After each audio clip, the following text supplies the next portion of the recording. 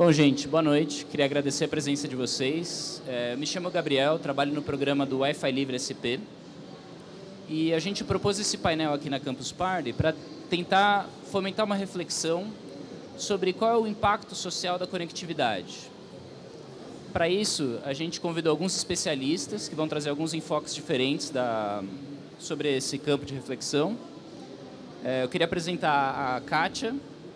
Ela é graduada em Ciências Sociais na PUCamp, fez mestrado em Antropologia Social, doutorado em Sociais, pós-doutorado em Sociologia, e ela veio trazer um pouquinho da perspectiva da pesquisa dela, foi no doutorado, no pós-doutorado, em que ela estudou a inclusão digital em assentamentos rurais por meio do programa que é o equivalente ao telecentro, né? Exato.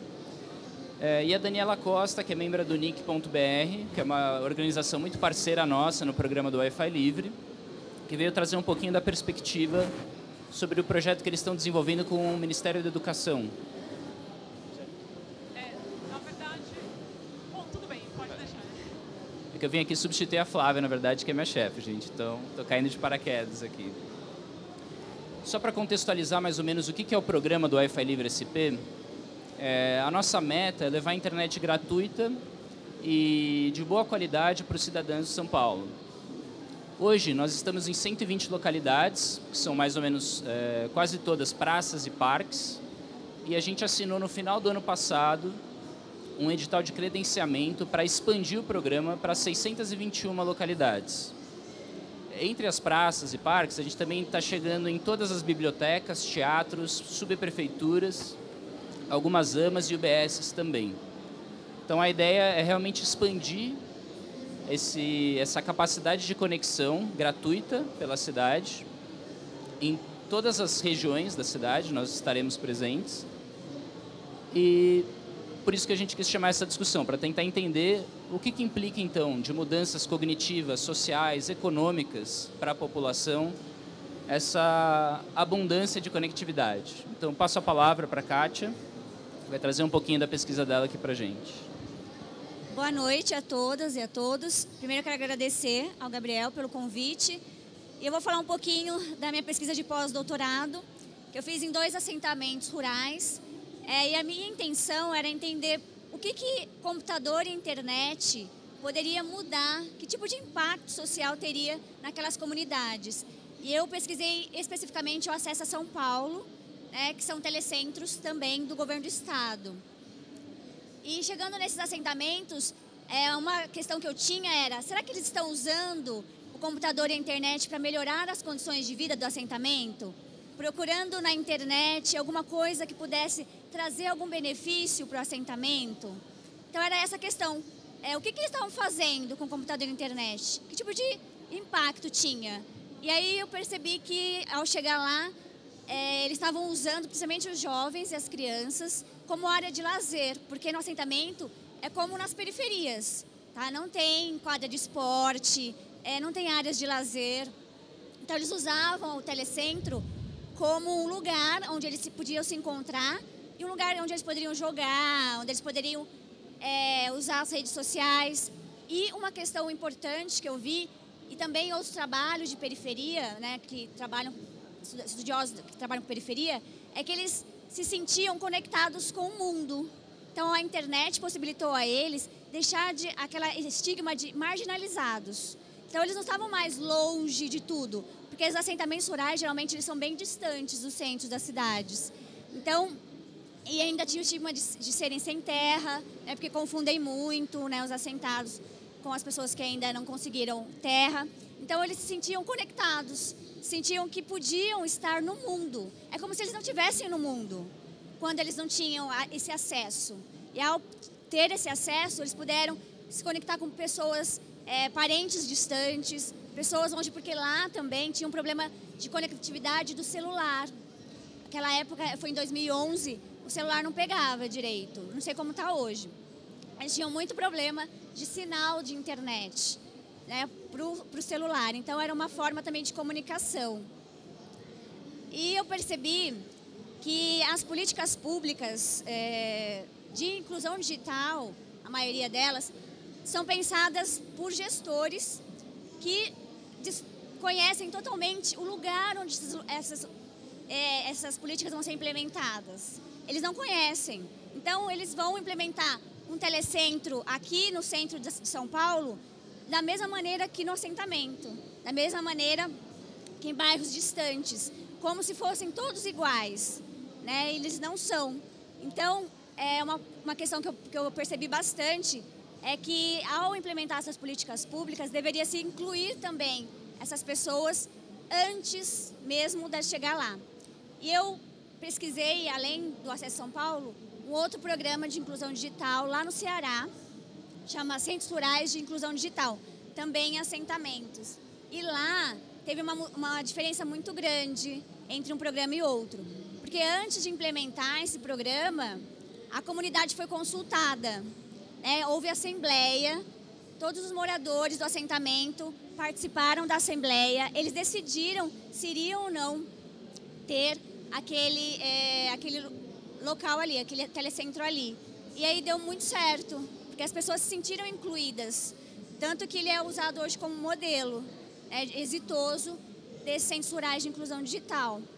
E, inclusive, eles conseguiram ter também autonomia. Eles conseguiram outros projetos. Quando os computadores começaram a ficar obsoletos, eles conseguiram projetos com o governo federal para trocarem os computadores. Então, tinha aí uma ideia de autonomia também, né, e de como eles iriam usar isso.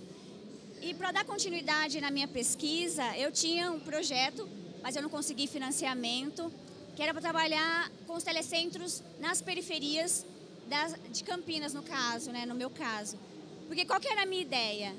O governo gastou muito dinheiro com os telecentros. E as pessoas não usam o telecentro como, na minha concepção, poderia ser usado, poderia ser explorado. Ele é usado mais para a pessoa quando ela precisa enviar um currículo ou fazer um agendamento no INSS, no Poupa Tempo. Então, de formas pontuais. E a minha ideia era que essas comunidades deveriam se apropriar desses telecentros e usar esses telecentros para a melhoria das condições dos bairros, das comunidades. De que forma? Com projetos, conversando com outras comunidades, entendendo que tipo de informações que seriam interessantes eles estarem compartilhando ali com aquelas comunidades. Então, a ideia de ter muita informação, de ter um telecentro, é de ajudar. A ideia seria de ajudar essas comunidades, de ter delas se apropriarem realmente desse espaço. E não ser um espaço da prefeitura, do governo do estado, que é muito mais figurativo. E que tem uma ideia também muito mais ligada a número, né? Então, tanto o Acesso São Paulo como os telecentros, os monitores têm que mandar planilhas para dizer quantas pessoas estão acessando, mas não de que forma essas pessoas estão acessando. Para que as pessoas estão indo lá? O que elas estão fazendo? Porque ter internet, ter computador é importante. E as pessoas não têm muita noção disso. Então, eu acho que o celular, por exemplo, eu vou ter um Wi-Fi no meu celular. Daí eu vou usar nas redes sociais. Mas para que mais eu posso usar? De que modo eu posso usar esse acesso livre para informações que possam contribuir para a minha localidade, ou para mim mesmo, para o meu uso, para a melhoria pessoal. Eu acho que tem um problema aí de como usar, né, essas ferramentas. Então, principalmente nos lugares mais distantes dos centros, né, eu acho que deveria ter algo, ou de algum agente público, ou mesmo das próprias comunidades, em pensar como usar esses lugares. Né, porque é dinheiro público, né, foi feito para as pessoas, né, e as pessoas não têm usado muito esses lugares. Então, é uma ideia de se pensar políticas públicas e se pensar política pública de inclusão digital com as pessoas envolvidas, as pessoas que são beneficiárias dessas políticas também serem envolvidas, elas se sentirem parte dessas políticas, elas se sentirem inseridas dentro dessas políticas, porque senão não tem muito sentido. né? Se o gestor está lá em Brasília ou está aqui no centro de São Paulo, na alguma secretaria, e ela não conhece a realidade dos usuários, das pessoas que vão usar, fica bem difícil, né, de atender as demandas dessas pessoas, porque eles não conhecem, primeiro eles não conhecem essa realidade e depois não sabem como que elas vão poder usar. Tem algum tempo ainda? Uma outra questão que eu verifiquei dentro do meu trabalho são as questões de a tecnologia ser muito vista para jovens, né, que as pessoas mais idosas acham que a tecnologia não foi feita para elas. E não foi feita para elas. Não foi feita mesmo, gente. A pessoa que tem dificuldade de visão, pegar as teclas do celular, ou pegar o celular que é bem pequenininho, ou mesmo as teclas do computador, né, para elas poderem manusear, as mãos delas são diferentes das do jovem. Né? Então elas não conseguem mesmo, fica muito mais duro o teclado do que de um jovem. Então, é uma outra questão que eu vi muito isso. Eu perguntava para as pessoas lá, os mais velhos, por que você não vai até o telecentro usar? Vocês poderiam usar para pegar algum insumo natural para a sua horta, né? Para melhorar a sua produção. Eu falei assim, não, eu tenho medo de quebrar. Eu vou lá e vou apertar um botão e vai explodir. Então, eles achavam que ia explodir, que eles não tinham condições, né, de acessar. Então, era uma questão muito importante, porque a minha ideia, quando eu cheguei lá, era que, nossa, eles vão usar, que legal, uma internet lá, eles vão poder usar para melhorar aquilo que eles produzem, sei lá, a produção de abóbora que eles têm, a produção de horta que eles têm, eles poderiam usar a internet para isso, mas não estavam usando, porque eles tinham medo e também falta de conhecimento de que eles poderiam fazer isso, né? E também teve um outro sério problema lá de gestão mesmo, né, do Acesso São Paulo, que antes dele se estabelecer lá num dos assentamentos, já existia um outro programa de inclusão digital lá. E aí a liderança local, ela conversou com os gestores e queria que mantivessem os dois programas. E não foi possível.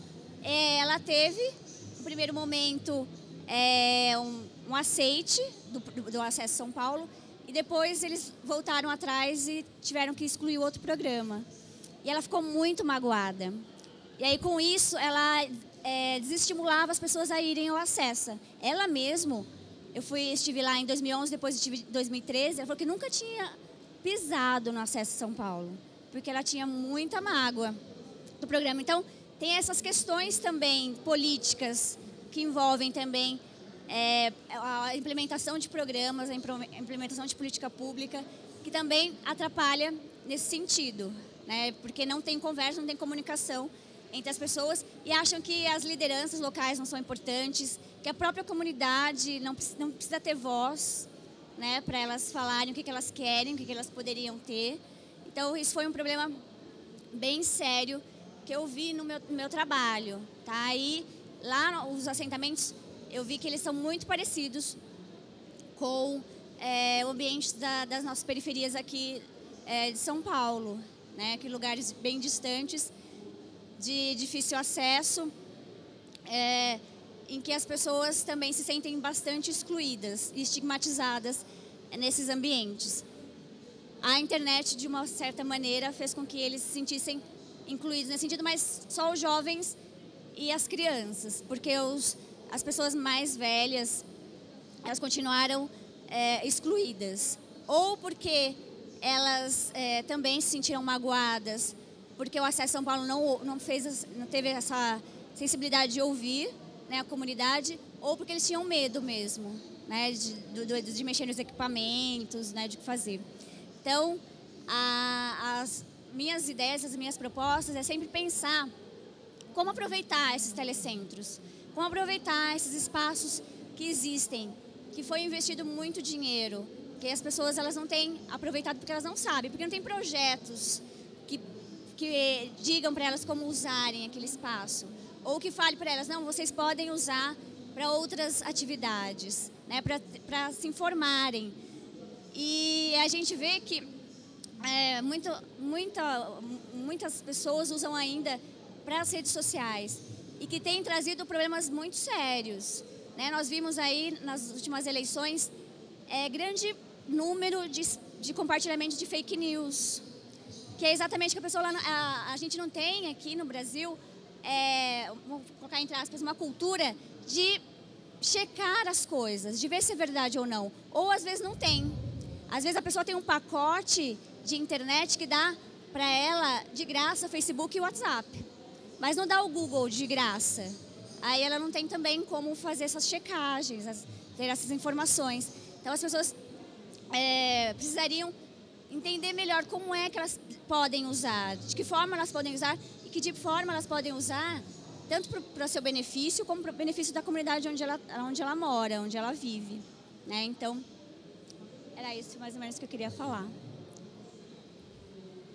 Eu não sei se... Então, passo a palavra aqui para a Daniela. Acho que depois da fala de vocês, a gente pode amarrar num debate, tentar...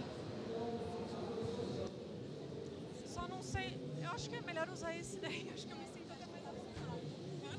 Tá funcionando, né? Bom, boa noite a todos e todas. É muito bom falar depois da Kátia, porque eu trabalho no centro... Bom, é um pouquinho grande o nome, então, é o Centro Regional de Estudos para o Desenvolvimento da Sociedade da Informação. Como o nome é muito grande, a gente reduz e chama de cetic.br, ok? Então, deixa eu apresentar primeiro. Ai, não gira. Ups. Obrigada. O cetic.br, ele é um departamento do Núcleo de Informação e Coordenação do .br, ligado ao Comitê Gestor da Internet no Brasil. E de todos os departamentos do NIC.br, o CETIC é aquele que lida com as pessoas. Então, quando a Kátia falou aqui sobre fazer investigações e estudos, e ir lá conversar com as pessoas e entender como elas utilizam a tecnologia, o que falta para elas, como a política pode chegar lá de uma forma melhor. Então, esse é o papel do CETIC. Nós produzimos estudos em saúde, em educação, nós vamos aos domicílios, assim como os entrevistadores do IBGE fazem o censo, nós vamos lá nos domicílios para entender como as pessoas acessam, se elas têm acesso, como elas usam e como elas se apropriam das tecnologias. E aí, quando a gente recebeu esse convite para falar sobre o impacto social da conectividade, eu resolvi trazer alguns dados. São muito poucos, perto do que a gente produz, né? Mas para que a gente pudesse refletir um pouco que tipo de conectividade a gente tem hoje no Brasil, o que falta, né? Qual é o impacto dessa conectividade? Eu começo com um dado geral, que é o número de usuários de internet no Brasil. E hoje nós temos 67% da população é usuária de internet. O que significa ser usuário de internet? Significa que uma pessoa utilizou a internet nos últimos 3 meses, pode ter sido para fazer uma única pesquisa no Google, assim, tá? Então, 67% da população é usuária de internet. O que significa que 33% das pessoas maiores de 10 anos no Brasil hoje não utilizou a internet nos últimos 3 meses nem para fazer uma pesquisa. Entendeu? Um outro dado importante desse slide aqui é o uso do celular. A Kátia falou sobre o uso do celular nas regiões de assentamento, né? O celular hoje tem um papel importantíssimo na sociedade, mas são 2 lados, né? Então, primeiro, eu queria que vocês vissem... Peraí. Ops. Volta um para mim, por favor. Não. Retrocede um para mim. Antes.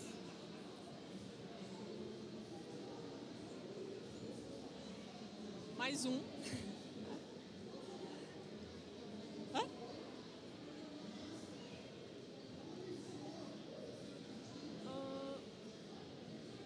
Isso. Aí. É o seguinte. Hoje, 96% da população... Vocês me dão licença de ficar em pé só um instantinho? 96% da população utiliza celular. E o celular ultrapassou todos os tipos de computadores.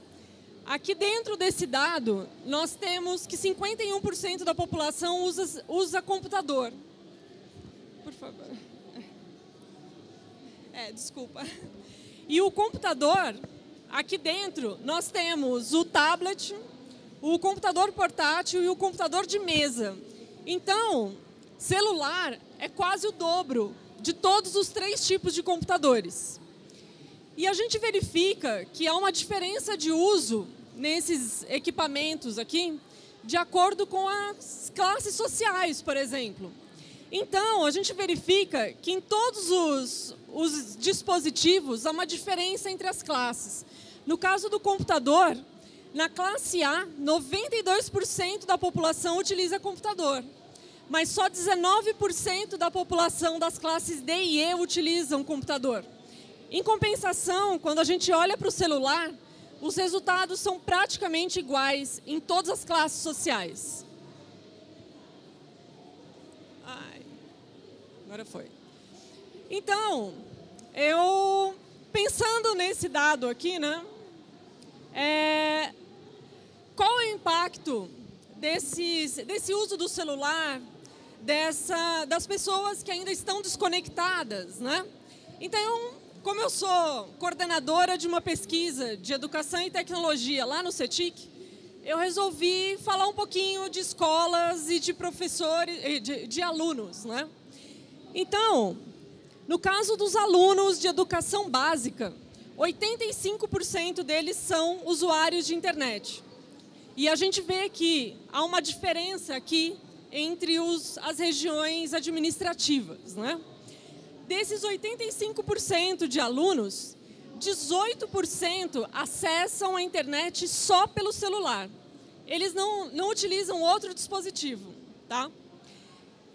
E seria até algo óbvio dizer, bom, crianças e adolescentes utilizam só o celular. Mas a questão é que aqueles que mais utilizam apenas o celular são aqueles que estão nas regiões Nordeste e Norte e aqueles que estudam em escolas públicas. Então, essa é uma questão importante. O celular deixou de ser uma questão só de escolha para virar a única opção de acesso à internet, né?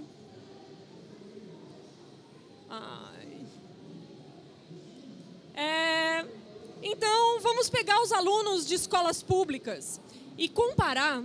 Será que as atividades escolares, né, realizadas em mais de um dispositivo ou realizadas apenas com o celular, assim, será que há diferenças no uso que os alunos fazem da tecnologia? Então, do lado esquerdo, nós temos aqueles alunos que utilizam em mais de um dispositivo, para além do celular. E do lado direito, o meu esquerdo, nós temos o uso exclusivo do celular. Em algumas atividades, como fazer pesquisa na internet, aqueles que usam só no celular fazem até mais do que aqueles que utilizam em mais de um dispositivo, o que é bem interessante. Só que quando a gente olha para algumas atividades, como jogos educativos, como provas e simulados, ou então a participação em cursos online, a gente vê que tem uma diferença. Acessar só pelo celular impede ao desenvolvimento de algumas atividades, né? Apesar de que o celular ainda é uma forma desses alunos realizarem essas atividades, né? Eu, particularmente, não gosto da comparação entre escolas públicas e particulares, porque eu acho uma comparação injusta. A gente comparar uma escola de uma rede de ensino com 12 mil escolas com uma rede de ensino com 5 escolas é muito discrepante, não dá para fazer essa comparação. Mas eu trouxe aqui os dados de alunos de escolas particulares que acessam a internet por mais de um dispositivo e aqueles que acessam, que estudam em escolas públicas e acessam também por mais de um dispositivo. E a gente compara os dois e verifica que a gente sente algumas diferenças, porque para além do dispositivo e para além de ter um acesso à internet no celular, a gente precisa também de um contexto de uso de internet. Precisa de professores que entusiasmem, né, que estejam motivados e preparados para o uso da tecnologia. Precisa de uma escola que forneça essa infraestrutura e esse apoio para o aluno para que ele utilize a tecnologia. Então, o que eu queria trazer como reflexão é que, quando a gente pensa a conectividade, a gente precisa pensar além do ter ou não ter, né? A gente precisa pensar em alguns pontos, como... Passa para mim, por favor. Obrigada. Para a gente pensar um pouquinho em conectividade, recentemente foi lançado um documento pela Organização das Nações Unidas e ele sintetiza algumas coisas algumas das reflexões que eu queria trazer aqui. Quando a gente pensa em conectividade, a gente pensa em acesso. Acesso. Eu tenho ou não tenho um celular, eu tenho ou não tenho conexão à internet, mas, para além disso, a gente precisa pensar nos outros pontos de atenção, como gênero.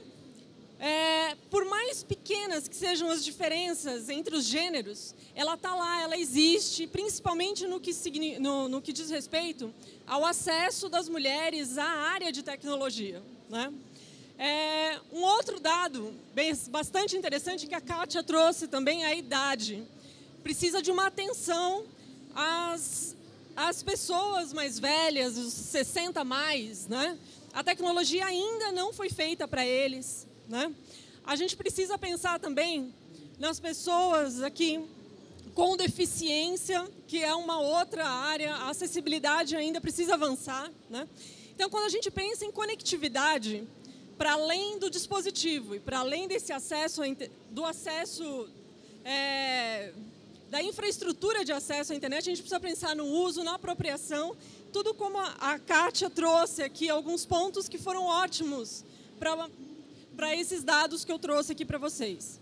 São poucos dados, porque o tempo é um pouquinho pequeno, mas esses dados são provenientes de 2 pesquisas. A pesquisa TIC Educação, que é realizada anualmente nas escolas e são entrevistados lá presencialmente alunos, professores, diretores e coordenadores pedagógicos. E ela é realizada, a partir de 2017, a gente realizou também em escolas rurais, tá? E a pesquisa TIC Domicílios, que é realizada também anualmente, e a gente entrevista as pessoas nos domicílios em 33 mil domicílios todo ano, tá? Então, se vocês quiserem saber mais sobre essas pesquisas, a gente tem o site do CETIC, tem até um QR Code, se vocês quiserem utilizar. E aquele é meu e-mail também para tirar qualquer dúvida, ou se vocês quiserem também mandar parcerias, e as pesquisas, os dados das pesquisas estão à disposição. E eu agradeço ao Gabriel e à Kátia também pela oportunidade.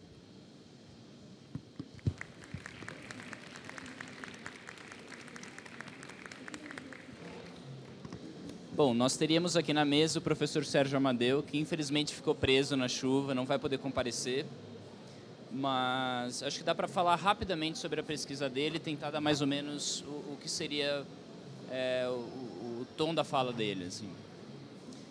O professor Sérgio, ele coordenou, se não me engano, em 2016, uma pesquisa que buscava entender os usos da internet dentro do contexto do programa Wi-Fi Livre em São Paulo.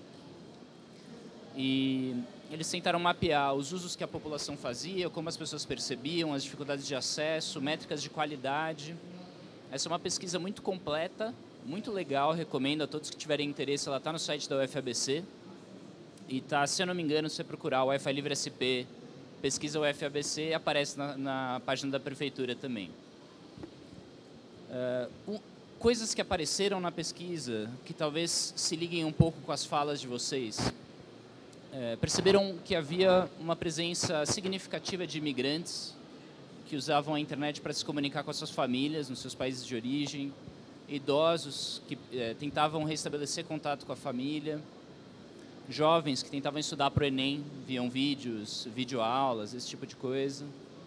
Gente que trabalha, que mora na Zona Leste, no extremo leste, trabalha aqui no centro e para esperar da hora do transporte usava essa conexão para assistir um vídeo, ou então fazer algum curso online, esse tipo de coisa.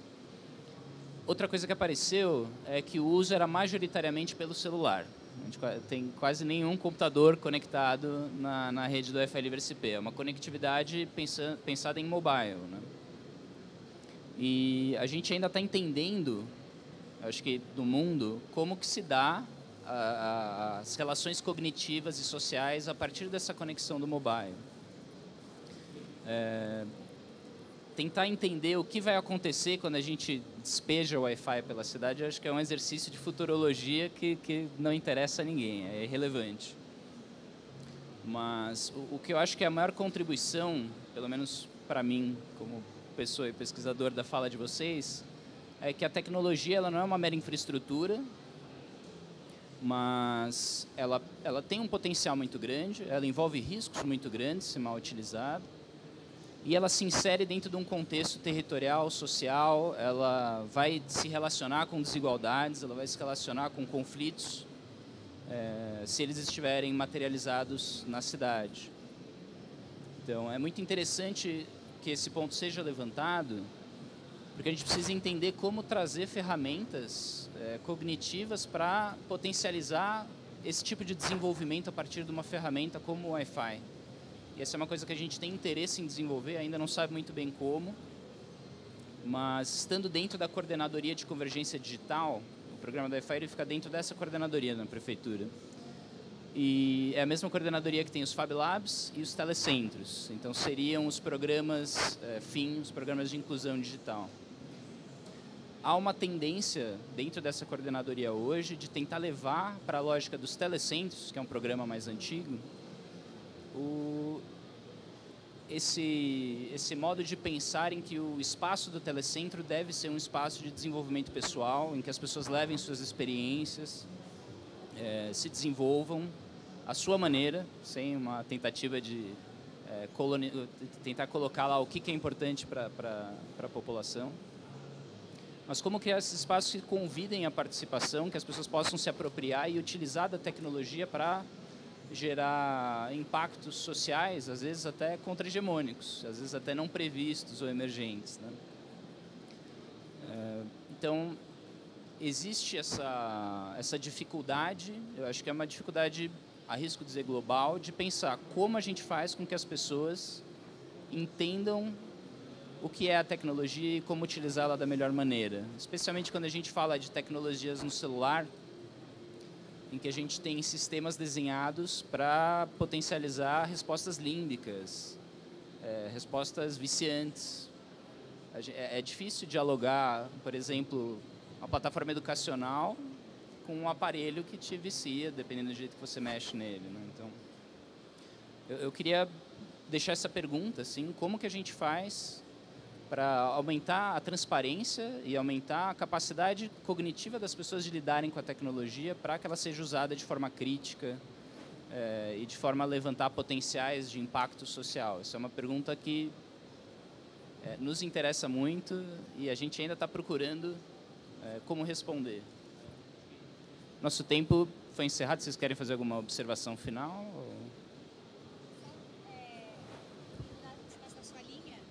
Indo na linha que você estava falando, uma ideia bem interessante, eu acho que talvez vá na sua linha também, é que a gente tem que fazer uma pesquisa antes, né?